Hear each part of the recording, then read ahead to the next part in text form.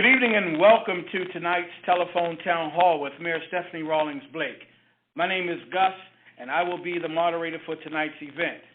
Tonight we are discussing improving public safety and police accountability. We will begin in just a moment, and we are excited to have you join us today. Before we begin, a few quick points to make. Right now, we are in the process of dialing out to thousands of people like you in the city of Baltimore. So just stay on the line, and we'll be hearing from Mayor Rawlings Blake shortly. Also, we want to hear from you. If you would like to ask a question of Madam Mayor, please press 0 on the telephone keypad, and you'll be connected directly with one of our volunteer operators.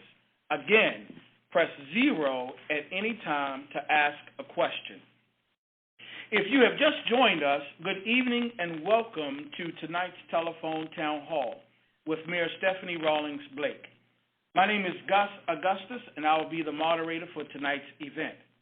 Tonight we are discussing improving public safety and police accountability. We are going to begin in just a moment, and thank you for joining us. Right now we're in the process of dialing out to thousands of people. So stay on the line, and we will hear from Mayor Rawlings Blake shortly. If you want to ask a question of Mayor Rawlings Blake, please press 0 at any time during the event.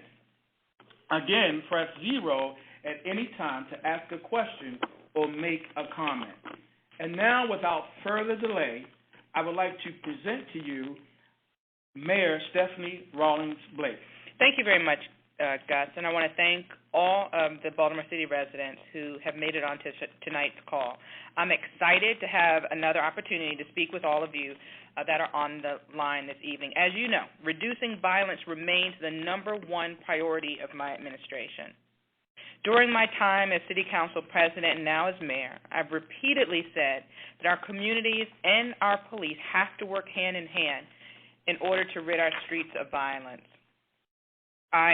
When it was time for me to hire a new police commissioner, I made it very clear in the interviews and conversations with residents that I wanted a commissioner who shared my vision of community-oriented policing. And I think that we've made a great deal of progress, disbanding the plainclothes officer unit that was responsible for an increase in police misconduct, discourtesy complaints, as well as excessive force complaints. The commissioner was committed to and has already started updating the police department's practices to meet national standards, and he has reformed the internal discipline process, and as a result, the number of guilty findings or the number of charges that have been maintained against officers through the disciplinary process has significantly increased. While we have made undeniable progress, I think everyone can agree that challenges remain. And we also know that the overwhelming majority of Baltimore City police officers serve this city honorably. And everyone is damaged by the despicable acts of a few bad actors who continue to tarnish all who wear the uniform. But anger without action never leads to change, so we must continue to act. For the past several months, we've taken this conversation directly to the community. Earlier this year, Commissioner Batts and I visited all 9 police districts to host a series of public safety town halls. In conversation with more than 2,000 residents, it was clear that while progress is being made, our communities wanted to see additional steps taken to bring accountability and transparency to policing in Baltimore City. We got the message, and the Commissioner and I have been developing a comprehensive plan to bring additional reforms to the police department. We recently announced a new review called Preventing Harm to develop additional internal controls to track, to monitor, and to respond early to police officer misconduct. And we've also been taking a look at the issue of body cameras. The Commissioner and I, we formed a working group with members of the community, the ACLU, members of the faith community, to take a look at issues relating to cost, privacy, storage, and policy concerns associated with these programs. And I'm looking forward to implementation in the near future. I'm also encouraged by the Department of Justice's decision to bring its COPS program to Baltimore City, and I look forward to working collaboratively with them to bring additional reforms to the police department. Our work to reform the agency will be ongoing, and I know that there are still too many residents who remain in need of assistance, and I want to hear those concerns tonight and continue to work in partnership to identify solutions that will grow our city. I will not be satisfied until Baltimore is one of the safest big cities in America. So, again, I want to thank you for your participation. I look forward to our discussion this evening. And now I would like to introduce Commissioner Batts and allow him to provide some brief remarks before we begin to take questions. Commissioner? Preventing harm. Our job as a police department is bringing hope to this community. When I was younger, I used to watch police shows like Adam 12, Dragnet, shows from yesteryear where you had professional police officers that said, yes, ma'am, no, sir, and they brought hope to a community. We're going back to those basics as an organization. Baltimore Police Department will be a professional organization. Baltimore Police Department will be one of those organizations that people look to throughout the nation how we do police work. We're taking the first steps. We cannot do it alone unless we have the community. I thank you for participating. Thank you, Madam Mayor and Commissioner Batts. Many of those of you who are on the line for the first time, just joining us, at any time, if you wish to ask a question of Mayor Rawlings Blake or of Commissioner Batts, please press 0. Again, press 0 at any time. And before we get started, those of you who are just joining us, many of you have joined us in previous telephone town hall meetings. It's a broad spectrum of topics that we discuss. Tonight, however, we're talking specifically about public safety in the city of Baltimore. And I'm happy to see and to read that there are now several thousand who are on the phone with us right now. And before we go to our first question, I would like to read a polling question for the listening audience and neighbors who are on the line. We're asking, what do you consider the most important issue in your neighborhood regarding public safety? If you believe foot patrol is the most important issue in your neighborhood, press 1. If you think that the issue of excessive force is the most pressing issue, please press 2. If communication with your district commander or your district office is the most pressing issue in your neighborhood, press 3. And press 4 if you believe overall community engagement from the police department is the most important issue.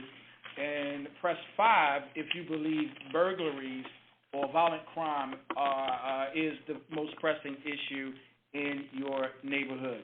Press 1 for for foot patrol.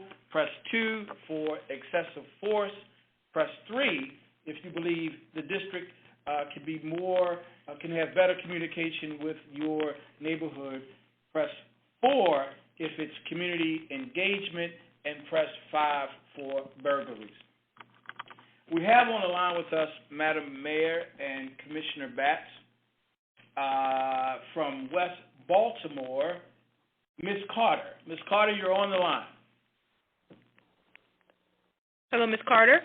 Yes. Hi. Hi, how are you? I'm okay, and you? Wonderful, thank you. Good, good.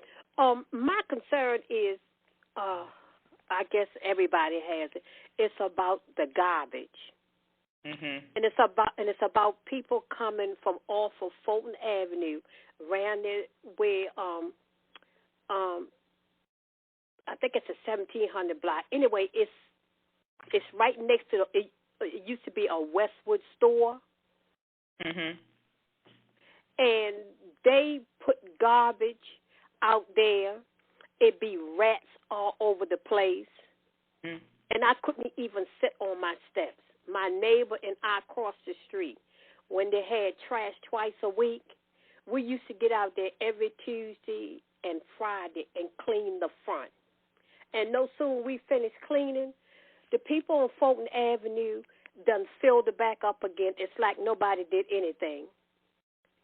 And it's Ms. just Carter, like I am so in tune with what you're talking about. It burns me up when I see the way that we abuse our environment with illegal dumping and trash. That's why it was so important for me to bring citywide street sweeping to our communities. We saw the impact of street sweeping, mechanical street sweeping in our commercial corridors, and I worked very hard with Director Chow from DPW to expand that citywide, expand the mechanical street sweeping citywide. Another thing and we've taken tons of trash since its implementation in April.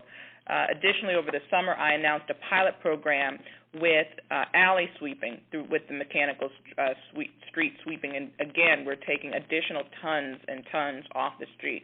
We know that we have a city that's way too dirty, and it's going to take a lot of work to get it there. It's also going to get a lot of work to keep it, and with that, we're hoping that you'll continue to be eyes on the street when that happens, continue to use 311 so we can identify the locations that need to be clean. And I'm really hoping, as I announced a program, the City Watch Community Partnership this afternoon, not too far from you at the Avenue Bakery.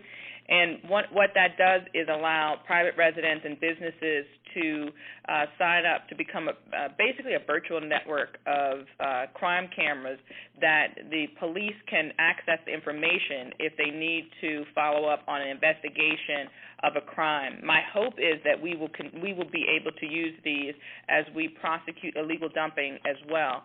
So, there are a lot of things on the horizon, and I forgot as well, we're doing the municipal trash can pilot to try to cut down on the amount of crime that we have in our community. So there are a lot of things in place, and we know that there's still a lot to do. But hopefully we'll start to see, as these programs continue, start to see more of more progress, because it's definitely needed. Commissioner, did you want to chime in? Or?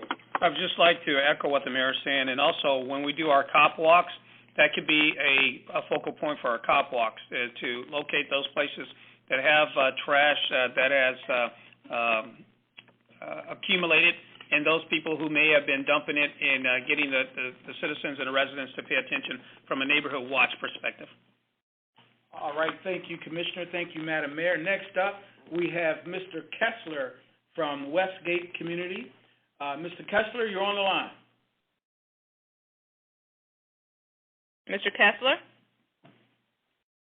Mr. Kessler, Westgate. We know that you're there. Hello? Oh, it's Ms. Can Kessler? you hear me? Oh, yes, can you hear me? Okay, how are you? Can you hear me? Great. How yes, are you? I can hear you. Good. I wanted to thank you for taking my call, and I wanted to offer a proactive idea. We often see police activity in our community and do not find out what's going on, and I would like to suggest that perhaps we have a liaison from each of our sectors, like I'm in Westgate, have a liaison that works directly with the police department, not only to be informed by the police department about what's going on, but to be able to take that back to our communities, because people have been really worried about what's going on. And when we don't know, it makes people nervous. So I think that can really help going both ways with what we can do as a community to help the police department, but also help provide people information that the police could, keep us informed about stuff. Yeah, I certainly agree. One of the things that I've been noticing is with information technology and social media, information is instant. And when you don't have access to information, or if you don't have answers, that's when fear really exacerbates. And that is the space that needs to be filled by better communication between our police that are on the ground and the community. And I know that the commissioner has some ideas about that, so I'm going to turn it over to him. I'd just like to applaud you participating. We have what we call our NSUs, Neighborhood service officers who are out there on a regular basis. They are the liaisons.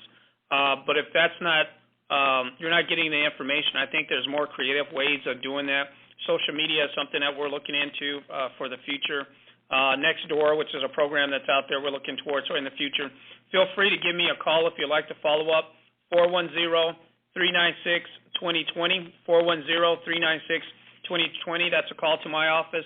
Or send me an email. It's my name, anthony.batts@baltimorepolice.org. I will respond back to you. I'd love to come out and visit you and bring the NSUs with me. But we're trying to build a police department for all the police officer NSUs, not just a few, but they all have interaction. They all have communication. And I like to get them out of their cars as much as we possibly can, walking foot patrols, but then our different neighborhoods to get to know our communities. All right, thank you. Those of you who are just joining us at any time, press 0 if you would like to ask a question of Mayor Rawlings Blake or Commissioner Batts. Those of you who joined us in the polling question, I would like to give you the results. 43% of you said that foot patrol is the most important issue facing your neighborhood. That's 43%. Second was community engagement at 18%. At 14% was burglaries/violence. At 13% was communication with your district commander, and at 12% was excessive force. Commissioner, I don't know if you want to chime in on the 43% foot patrol being the highest ranking issue on the polling. Would you like to comment on that? Sure. I think what people say through foot patrols is the fact that they want to see their officers. They want to touch them. They want to talk to them. And on my side is that we're trying to accomplish that for you. The first assignment that our officers are having when they come out of the academy is foot patrols. Having them out in the neighborhoods, in the communities, and even before they get out of the academy, we have them go out on walks in different neighborhoods, different communities. We spoke tonight about officers going out to Brooklyn, where Brooklyn doesn't believe, that area of our city, they believe that we have a relationship with the police department. We start now. We start today. I am trying to do a revolution where I'm pushing this organization where officers get out of the cars. I think we've built police departments throughout the nation, including Baltimore, where we hide in the cars. Officers drive looking forward. I'm pushing them in organized ways to get them out of those cars, get them into community, go door to door, shake hands, get to know our people, and have the officers share who they are too, beyond just being a police officer, that they have kids, that they have families, and that Baltimore matters to them. All right, thank you, sir. Next up, Madam Mayor, Commissioner, we have Mrs. Nicholas from Ashburton. Ms. Nicholas? Yes. Hi, how are you? Yes. I'm good. Yes, this is Catherine Cooper Nicholas, and I'm the mother of Andre Nicholas, who was murdered 2 weeks ago. And my concern is the community engagement by the police. I happen to have a nonprofit organization, Sisters Saving the City, and we have reached out to the police and asked them to work with us. And it's very lukewarm, the response that we get. And I think that the police department needs to be more intentional about its efforts to work with us who are on the ground, trying to change the way our young people are living, giving them the services that they need. The police have to be a part of that. So I want to know, how can we make that happen? Ms. Nicholas, this is Commissioner Batts. First of all, I'd like to give my condolences and say sorry for your loss. That is very touching. You are stealing a page from my playbook. I want to be more engaged. I want to connect with the community. That has been the hue and cry of the mayor. As I walked in the door, that has been my mission. That has been my focus. There again, I like to work with you. Please give my office a call. My number is 410-396-2020. 410-396-2020. Please call me. I like to sit down with you. I like to meet with you. I like to build that relationship that you're talking about. Next on the line, we have Ms. Young from Edmondson Village. Ms. Young, you're on the line. Yes. Ms. Can you Young? hear me? Yes. Yes. Hello? Do we have her? Do we have Edmondson Village on the line? Yes. Hello. We're waiting to hear from Ms. Young. I'm here. Okay. Hello. We'll go to the next one. We'll get back to Ms. Young. All right. Those of you who are just joining us, again, you can press 0 at any time to ask a question of Mayor Rawlings Blake or Commissioner Batts. We have Mr. Murray from the Oliver community. Mr. Murray. Yes. Hi, how are you, sir? How you doing, man? Good. I love the job you in the direction you and Commissioner Bass going, because getting back to the community is where it's really at. Also, we got a whole lot of elderly people that need help that is not getting it. We got a whole lot of hang-ups with Medicare that need to be, issues with Medicare need to be, the guideline need to be raised, because the money done went up on the elderly, but with the guidelines staying where it's at, is making them not being eligible for help they could get. So, I mean, that is one of my things, and Commissioner Bass already answered my other thing about the Foot Patrol. But with you, Mayor Rawlings, I believe we're going to have a good governor when it's your turn. And I want you to understand, I believe in you. Thank you. I appreciate that, Mr. Murray. And I know that you're active in the Oliver community, and I know that my mayor's office of neighborhood has a great relationship there. And if there are ways that we can increase the access to services around health to that partnership, I'll make sure that we close that loop and make it happen for you. I really do appreciate your hard work and your participation on the call tonight. All right, next up, Madam Mayor, Commissioner, we have Ms. Brown from Sandtown, Winchester. Ms. Brown. Hello, good evening, both Madam Mayor and Mr. Commissioner. Good evening. Good evening. Good evening, ma'am. Hi, I'm calling regarding public safety. My concentration is the lighting in the street. Now that we're losing daylight, which is coming up very soon, when I get home from work, it's going to be completely dark. The range of the light is headed towards the street itself as opposed to the sidewalk. That's where I walk at in the street.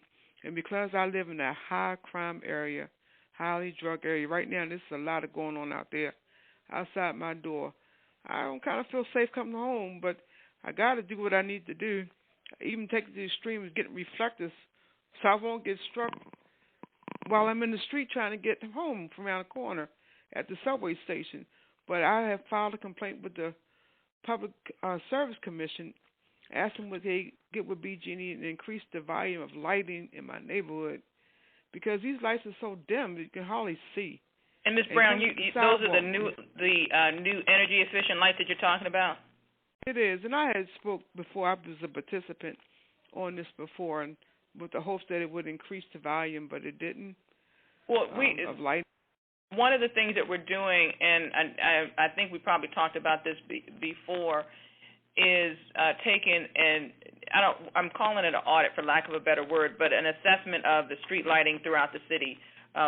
Baltimore, like many cities across the country, we're working to reduce our carbon footprint and to reduce the large amounts of money that we spend in taxpayer dollars to pay for energy costs.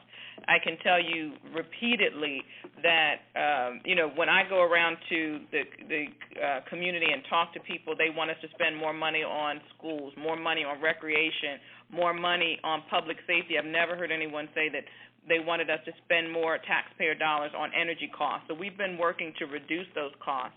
I can tell you that in our efforts to be efficient and sustainable, that we missed the mark in some communities when it comes to the type of lighting that was selected. And we've been working with communities to make sure that we do get it right. The type of lighting that you got in that area works in some communities and doesn't in others, and we are working to get energy efficient lighting that has a wider focus, so it can light the street as well as the sidewalks, because that is certainly what's needed. I'm going to turn it over to the commissioner in case he would like to add something, but you should know that that's something that we're looking at citywide.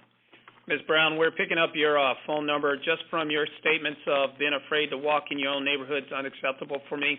My district commander is going to be contacting you tomorrow. We will follow up beyond the lighting. we're going to start addressing those problems. And if we don't address it to the extent that you like, or we don't get rid of the problem, please there again, call me or email me, let me know so I can make sure that we follow up. But we have your phone number, we have your name, we will be calling you tomorrow and we will be on it. Again, for those of you who are just joining us and you would like to ask a question of Mayor Rawlings Blake or Commissioner Batts, please press 0. This is the first time in the history of Baltimore where we have both the mayor and the commissioner hosting telephone town hall. You have an opportunity to pose a question to either the mayor or the commissioner as it relates to public safety in your neighborhood. Next up, Madam Mayor, neighbors, and Commissioner Batts, we have Miss Early from Bel Air Edison. Miss Early, are you on the line? Yes, I am. Hi. Hi, how are you doing, Miss Early? I'm fine, and y'all? Very well, thank you. What can we do for you this evening? My concern is in my block we have had several break-ins, house burglaries during the daytime, and some houses that I know of been broken into 2 and 3 times, and this was during the daytime. Well, anyway, since it's been happening, I know the police is aware of it, but I don't see increased foot patrol or even, police just cruising through the block, or I have never seen any of this. So I work the night shift 11 to 7, so when I come get off in the morning, my concern is make sure my house don't get broken into. I have to come straight home. I can't, stop and, run little errands because I'm afraid of my house being broken into next. So are y'all aware of, that the crime as far as the burglary are up in this neighborhood? Yes, ma'am. This is Commissioner Batts. I have a phone call every morning at 10 o'clock with all my district commanders, my majors, my captains. I am very aware of the incidents that you're talking about, Bel Air and Edison. I have authorized overtime to put officers out there on walking beats in that area. We will follow up with you to make sure that you're actually seeing it. We have your address and your location, and we'll make sure that we focus on that. What we've been seeing and what we believe it to be are kids on the way to school breaking into residents. We see a lot of issues taking place off of alleyways. We also see, unfortunately, windows being left open too at the same time. There again, as we start the program, if you see something, say something. We have to organize so you're not by yourself. We have to organize that neighborhood. We have to organize that community, that we make phone calls and we start paying attention. There again, I said in that area, the alleyways are problematic for us. We have patrols that are going up and down those.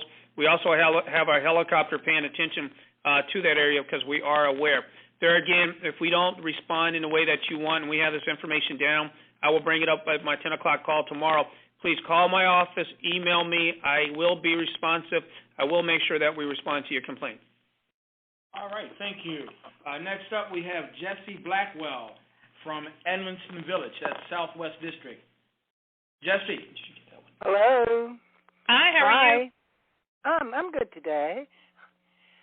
What I would like to comment on is that I am impressed in the way where I am seeing more patrols coming from the Southwestern District in my neighborhood. I see them sitting in the alleys, coming up and down the street, and even when they get on their little intercom telling them to move away from the corner. I'm speaking of the guys that be out there just about all day.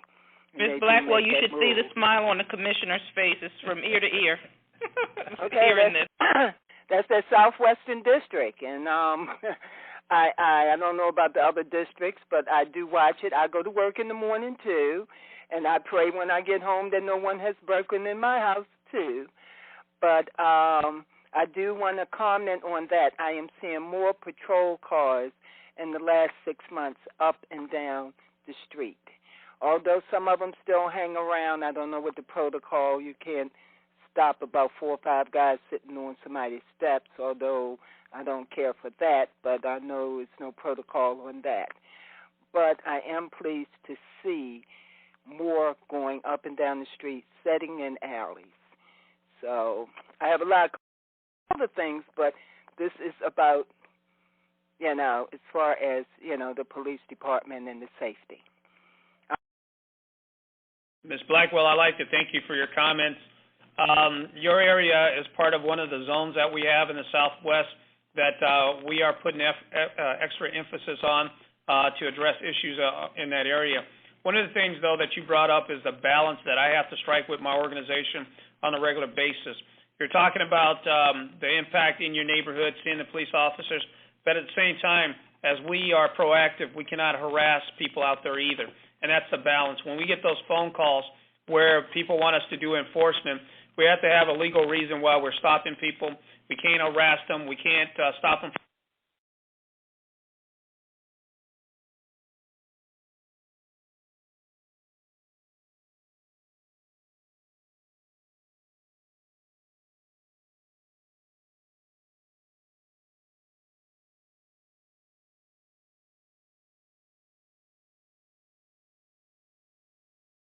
With us right now. At any time, for those of you who are just joining us, please press 0 and you can ask a question of Mayor Rawlings Blake or of Commissioner Batts. And next up, we have Wendy Shuford, Roland Park.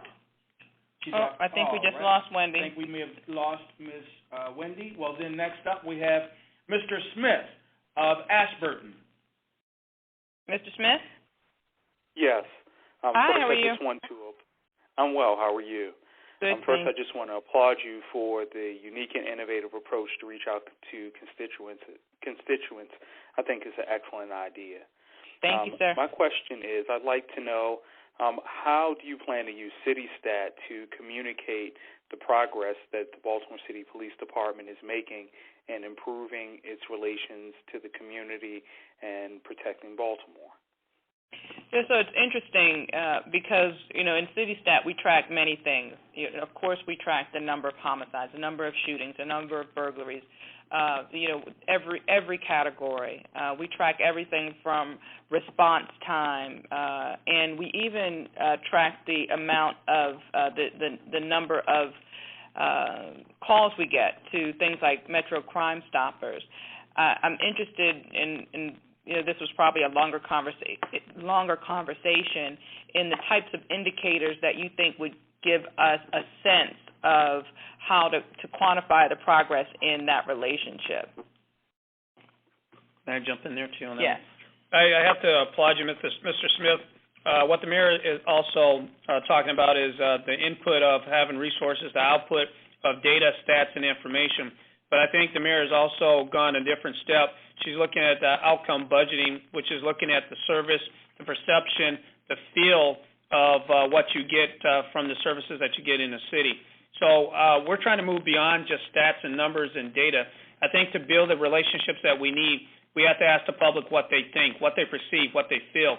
And this is, and I wish we had a better engagement with our area media, and I don't mean that in a negative way, because I think there's some very strong public policy conversations we need to have within our city. There's data that I try to get out to share with people that I can't seem to get out, and I applaud the mayor here because you get to hear it firsthand. From things that you're reading in the paper that we have all these issues with lawsuits, and the reality in the last 2 years, those issues that were in the paper from 2007, 2008, 2009, 2010, in the last 2 years, we've had a reduction in excessive force, 45% in our complaints. We had a reduction in citizen complaints. We have a reduction in lawsuits. But we can't seem to get that out, and this is the way that we do it, and this is where we have to engage in this conversation. This is where I learn if we're hitting the target that the community wants. This is where the outcomes come from and not the outputs. Thank you very much. Thank you very much. And next up, before we go to our next neighbor, who will be you, Ms. Carey of Cold Spring, Newtown, those of you who are just joining us and you would like to ask a question, please press 0 at any time during the call, and we will be sure to cue you in to one of our volunteers. So, Ms. Carey, are you still on the line? Okay, hello? Hi, neighbor. You got to talk a little closer to the phone. Okay, hello? Hi, Ms. Curry. Hi, how are you all? And good evening to everybody. Good evening. What I wanted to talk about, I heard the commissioner when he talked about going back to the old ways with the police officers, with this, yes ma'am, no sir, yes sir, and what have you. I think it's great. I think that in training, so I realize you're talking about training your officers, and I realize that we have a younger group of officers on the force now, which is fine. But with training, there also comes development and mentorship. And I think that maybe if you can get some of your retired officers that left with a good record to volunteer to mentor, and maybe even citizens to volunteer to mentor your officers that come out of training, that might help too. Because what I see is a lack of respect from this younger group coming in, and I think that's just with our youth of today, with the attitudes and all. So I think that it goes beyond just training, like I said. It goes to development. It goes to mentorship. These are things that also I feel need to be looked at. And are you looking at these areas, and, you know, what do you plan so far as mentoring your police officers? I think you're right on the page, right on the right page, Ms. Curry. That's exactly what we're doing. We bring in retired officers who have left with a good reputation to come back and mentor our officers in the police academy and speak with them. We bring in citizens from the community. We bring in the different diverse populations within our community to come in and speak. But I think it goes to the next step on that also, is that we have to change the culture as a whole. I think for years that this organization may have been seen, has looked at itself as policing in a tough city, and they thought they had to police in a particular way. That stops today. That changes today. You can police this city, and you can do it in a professional way. You can do it in a constitutional way. I will not accept anything less than how we police the city with yes, sir, no, sir, yes, ma'am, no, ma'am. And I think that's what you pay us for. Your tax dollars go towards this organization. We will build a professional organization that serves this community. And I appreciate that focus as well, Commissioner. You know, when I speak to the graduating classes, one of the things I consistently say is I want you to treat everyone that you encounter on the streets of Baltimore the way that you would want someone to speak to you, to speak to your mother, your father, your sister, your loved one. Treat them with the same respect that you would hope that someone would treat your family, because that's what, in a sense, that's what we are. And it's important that we continue to drive that message home from the police to the community. And I know, Ms. Curry, that it will come back from the community to the police as well. We have to get this right in order to have a safer community and to sustain the changes and the progress that we've made. So thank you so much for the call. Thank you very much, neighbor. Again, those of you who are joining us for the first time. She was my neighbor. She lives in Cold Spring. Well, she's still our neighbor. Okay, all right, I'm just saying. Shout out to the mayor's neighborhood. I'm only teasing. But we have on the line with us Ms. Jones from Hamilton. Ms. Jones, are you on the line? Yes, I am. Good evening, everyone. Good evening. Hi. Well, one of my concerns, or my main concern, is there has been a lot of crime in my area recently. It's just really getting to be a little, I won't say a little, it's very out of control because they're just doing things in the daylight. You know what I mean? In the street. I mean, somebody's like walking down the street and they're actually urinating. You know what I mean? While they're walking down the street in the broad daylight. They're breaking into cars. They stole mine in the broad daylight. They robbed the lady that lived next door, to several houses on this very block.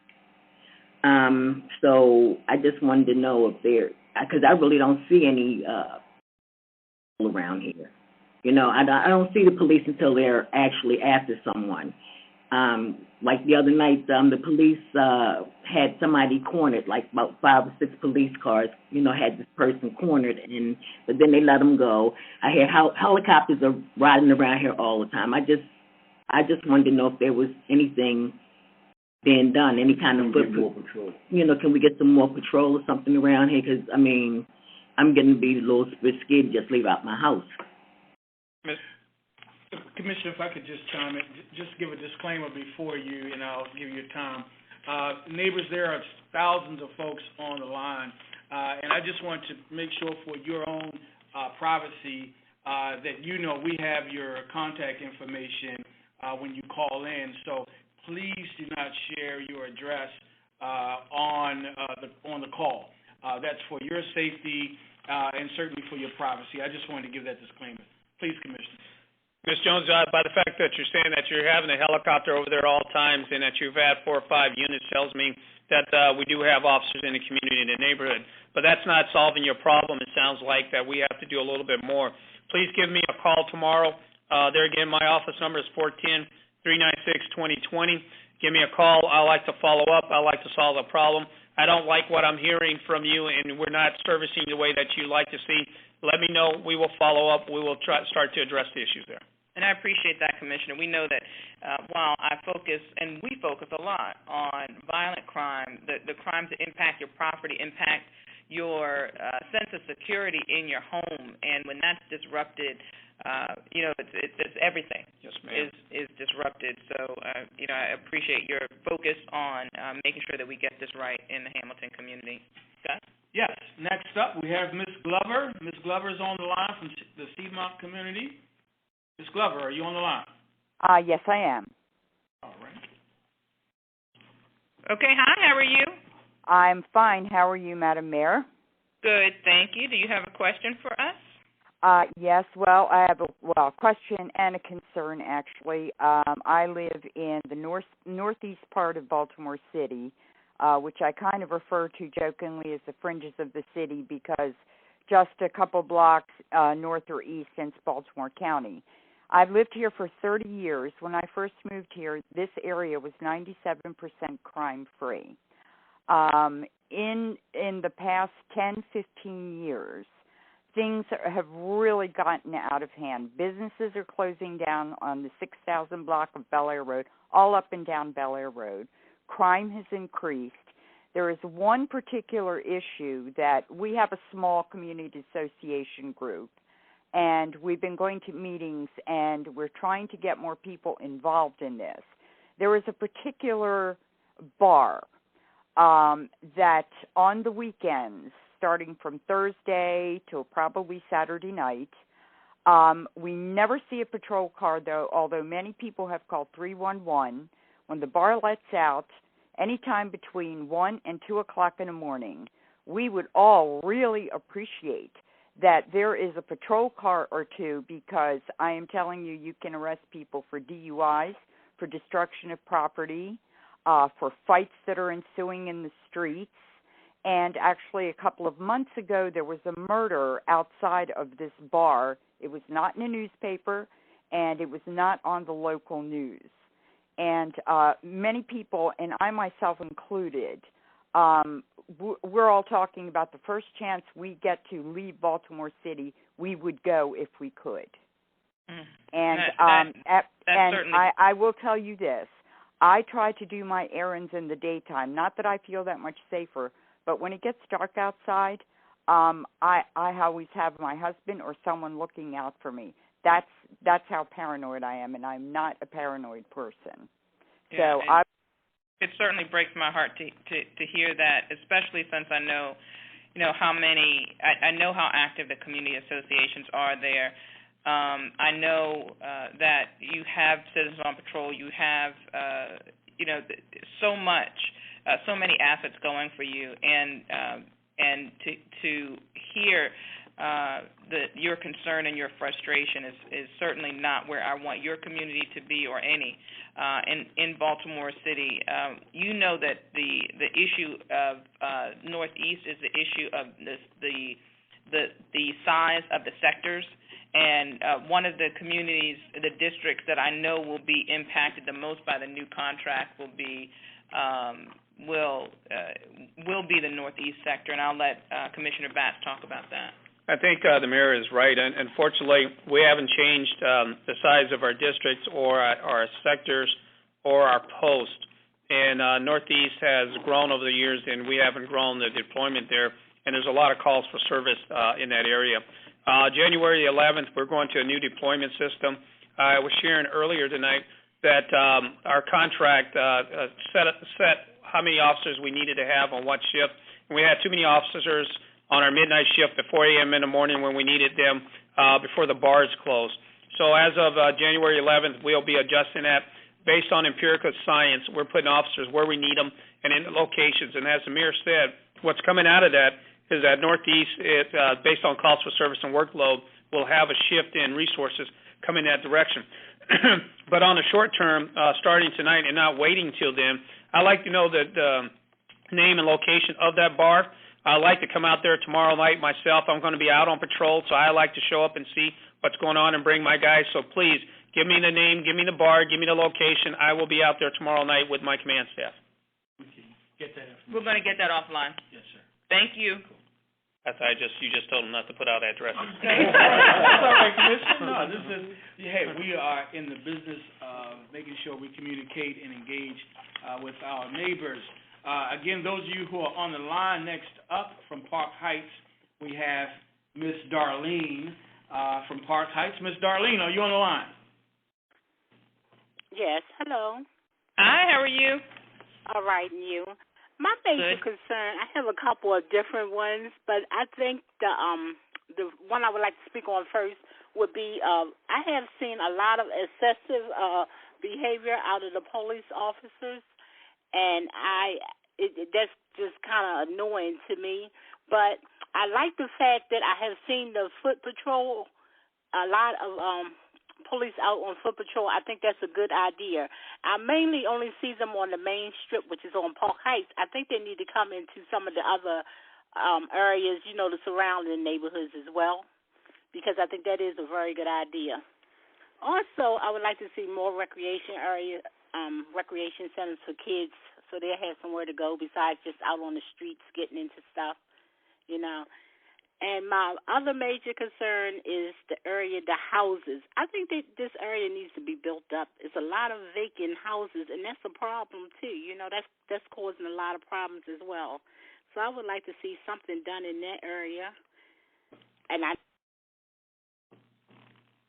basically we were talking about the safety, right, in the area. So first, thank you for being on the call and for your concern. I share your concern in the Park Heights area.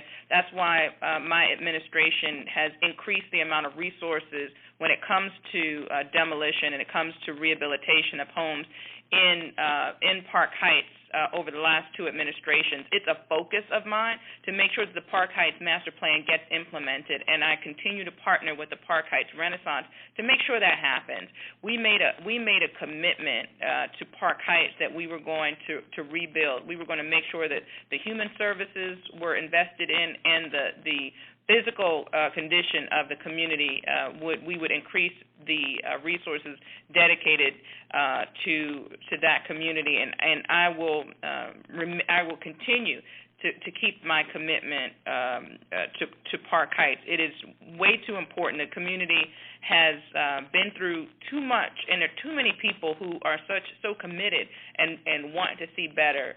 We definitely will get Park Heights, I think, to better than it's ever been. I know that you talked about recreation, and that's a focus of my administration as well. Well, we had to right-size the recreation center system and the network of recreation in our community, because we have to make recreation fit the models for modern times. We had facilities that were out of date, underutilized, and some were unsafe. And in order to build new centers, you can't spend the same dollar twice. And I made the commitment that we would have state-of-the-art recreation centers, and we have started building new recreation centers to meet the current needs of our communities. I did introduce a piece of legislation into the council. I believe it was last month or the month before, because I'm always looking for innovative ways to responsibly finance our capital needs, and the recommendation was to sell a few of our parking garages that are an asset that many cities use to monetize capital improvements, to sell those recreation centers and to dedicate those funds to recreation center improvements, to build new recreation centers and to improve the recreation centers. That piece of legislation is stalled in the council. So if you could give your council person a call, anybody that's on the line, and ask when the hearing is going to be, that you'd like to see that money go toward recreation, I would appreciate it, because I think we can do so much with the funds that would be available. Between $40 and $50 million would be available to build recreation centers and improve recreation centers throughout the city.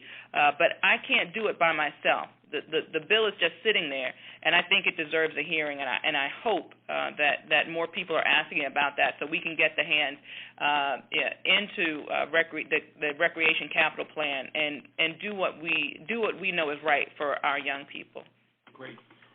And as we end this up, I applaud you for being on tonight, and thank you for the compliment on the walking beat. We have the new recruit officers out on the main strip, because this summer we saw an increase in influx of issues on the main thoroughfare. So the officers coming out of the academy, we had them on walking beats out there. One of the things that the mayor asked us to do, that we push in the fire department and police department, as she moves forward with her recreation plan, is to do recreation in the facilities that we already have. So we went to Johns Hopkins this summer, and Mr. Daniels gave us money to do an Explorer camp.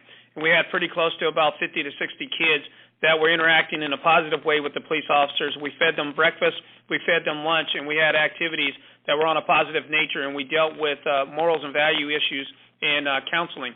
So we are trying to do those things, rec centers, walking beats, but we're trying them in different and new innovative approaches. All right. Thank you, Commissioner. Thank you, Madam Mayor. Next up, we have Barbara from Sandtown, Winchester. Barbara, are you on the line? Yes. All right. Hello? Hi, how are Hello? you? Hi, we can hear you. Madam Mayor, I just want to say I am so proud of you. We have never had anything like this. I'm almost 80 years old, 79, and we have never had an interaction with the mayor and the police commissioner.